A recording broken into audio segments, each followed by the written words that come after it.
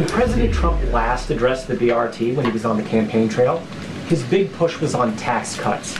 He's going there today as he's proposing tax hikes in the form of tariffs. And I'm curious for why he's prioritizing that over the tax cuts. He's actually not implementing tax hikes. Tariffs are a tax hike on foreign countries that, again, have been ripping us off. Tariffs are a tax cut for the American people. And the president is a staunch advocate of tax cuts. As you know, he campaigned on no taxes on tips, no taxes on overtime, no taxes on Social Security benefits. He is committed to all three of those things, and he expects Congress to pass them later this year. I'm sorry, have you ever paid a tariff? Because I have. They don't get charged on foreign companies, they get charged on the importers. And ultimately, when we have fair and balanced trade, which the American people have not seen in decades, as I said at the beginning, revenues will stay here, wages will go up, and our country will be made wealthy again. And I think it's insulting that you're trying to test my knowledge of economics and the decisions that this president has made. I'm now regret giving a question to the Associated Press. Yeah, boy, first of all, I wish you would have finished that by saying, and I won't be asking you again. But that clearly, Jake, that was an advocate, that was an activist putting his hand to his heart. Have you ever paid tariffs? I've paid tariffs. I mean, this is so unbecoming in the White House. Now we know why the Associated Press was booted in the first place.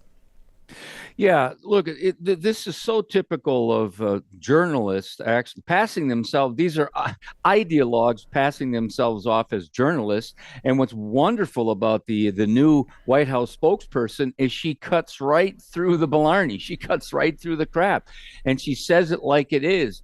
She knows economics a heck of a lot better than that guy does. Yeah, it is amazing that we finally have not just really qualified and sharp cabinet members, but you also, people like her, the people speaking for this regime, because that's what the left calls it, right, a regime. The people speaking for the American government now are very, very, very slick, but she may be the most glib of all of them. And I love the fact that she can do two things at once.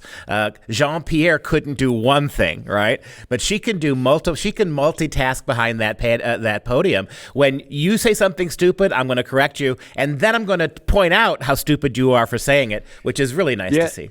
It's really like Jean-Pierre. She used to always, she had to go to her 3-ring binder, right? And half the time she was making mistakes, disinformation, misinformation.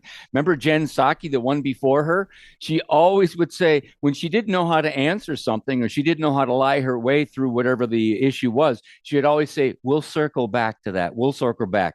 Not this one. She is decisive, incisive. She's full of facts and information and not afraid to stand up to those liars.